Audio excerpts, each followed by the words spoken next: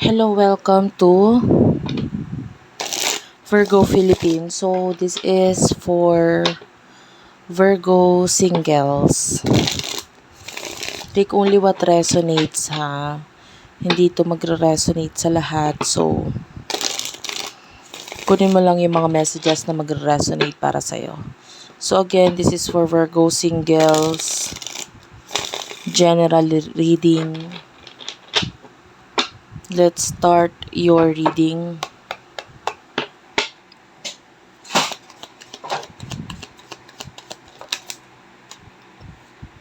You do have here the Three of Swords, Nine of Cups. Bottom of the deck is the Seven of Pentacles. Ayan. The Hierophant is here. The Tower is here. Hindi to para sa lahat, ha.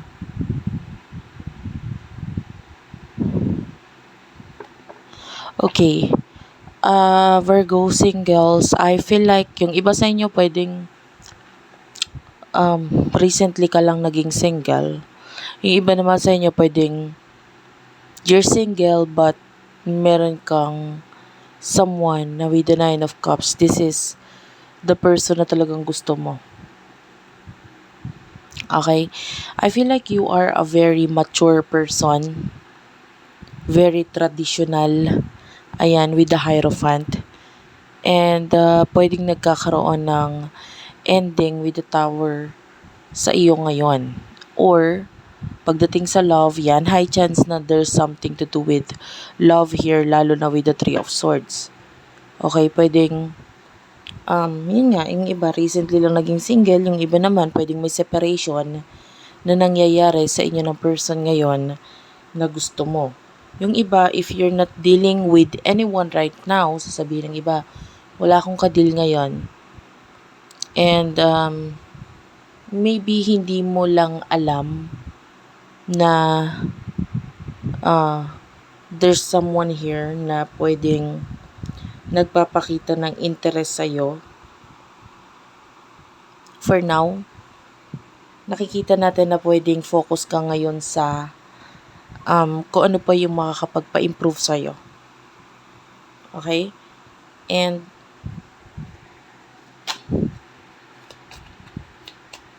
kuha muna tayo ng messages pagdating sa money for Virgo singles.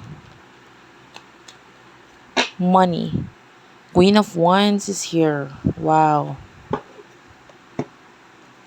Pagdating sa money, Eight of Swords. Two of Cups is here. The Devil and the Five of Cups. I feel like yung iba sa inyo pwedeng hindi ka makalis sa isang situation. Maybe there's this partnership para sa iba na parang gusto mong makipag-partner or connect doon sa taong yon.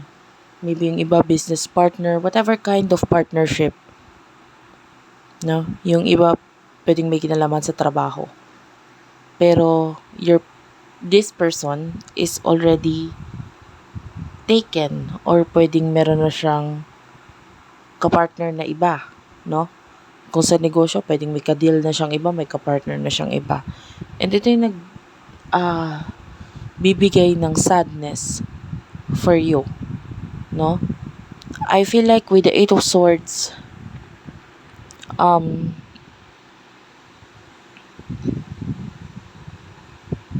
merong mga nakapaligid na ideas sa'yo ngayon or pwedeng may mga naiisip kang gawin ngayon pero wala akong nakikitang actions.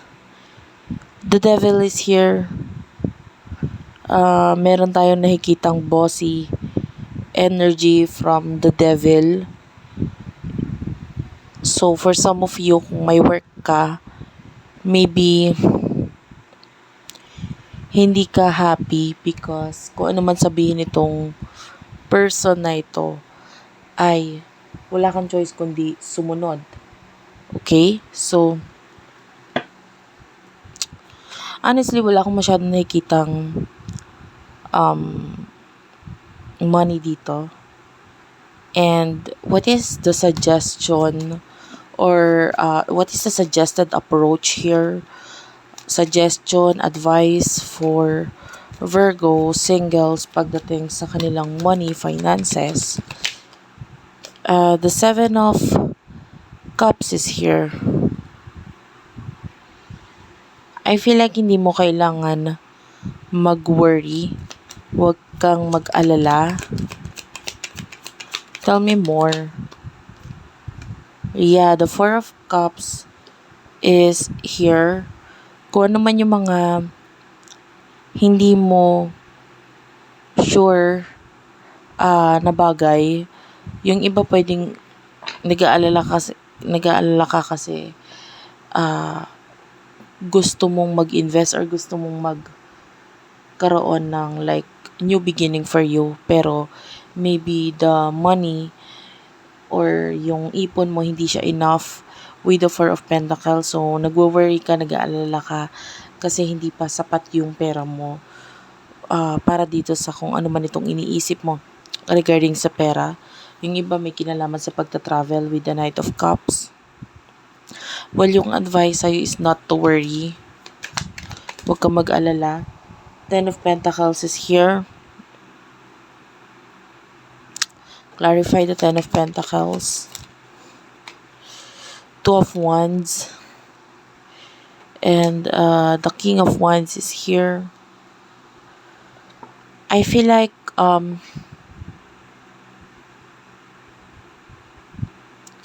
kung hindi pa naibibigay sa'yo ngayon yung mga gusto mong mangyari, this is the time na kailangan mo munang pagplanuhan mabuti. Kasi hindi ka pwede talagang sumugod or maybe mag-travel nang hindi pa sure kung yung pupuntahan mo ba doon ay magbibigay talaga ng magandang income para sa'yo. So, magplano ka munang mabuti. Kailangan may plan A, may plan B, may plan C. You know? And, pagdating sa business, I mean, the energy is positive. Yeah, the Justice card is here, Libra energy.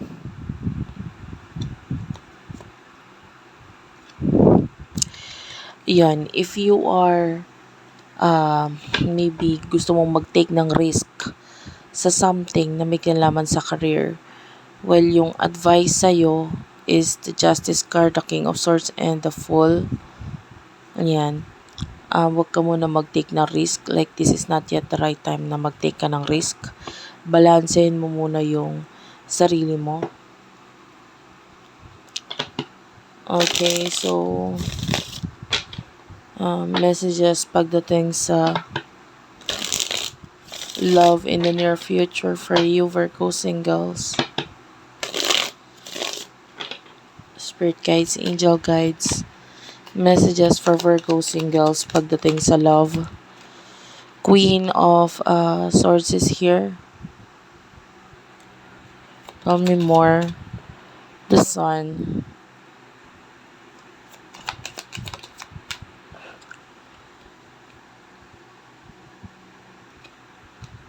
King of Cups.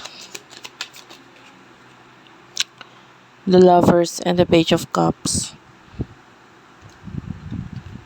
The Chariot is here, followed by the Magician. I feel like in the near future there's someone here na pwedeng magpasaya sa'yo, no? And meron siyang Queen of Swords energy.